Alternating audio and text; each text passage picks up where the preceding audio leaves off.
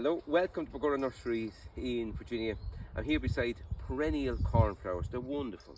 They start to flower in May, and the last flowers on these plants will be around October time, provided we cut them back when the first flush is over and feed them with Flower Max. Flower Max is a fertilizer, of course, to encourage your plants to produce lots of flowers, and encourages the plants to produce plenty of quantity and quality of flower, brings out the flower intensity. Now, the perennial cornflowers are alive today with bees and pollinators, just absolutely walking alive with them. Hard to see on the video, but they're enjoying the cornflowers.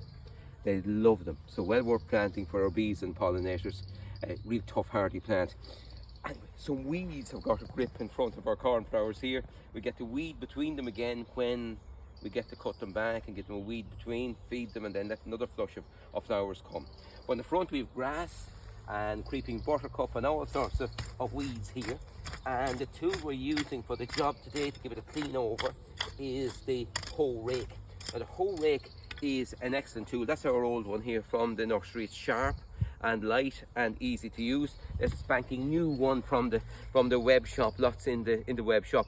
Good tools make life a lot easier, and a good tool will make you want to go to your garden, makes life easier than struggling with bad tools, because you'll just give up with bad tools. So grass has got a grip there as well.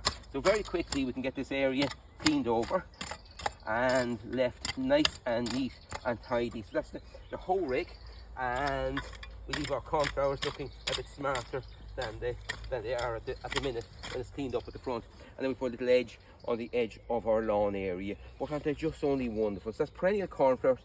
Can be planted from now. When they're going out to you, we cut them back so they're about that high in a pot, because if we send them out when they're standing up like that, they flop over. So we cut them back and let a flush of flowers come afterwards. But this is the time of year to plant perennial cornflowers. Goodbye for now. Enjoy your garden.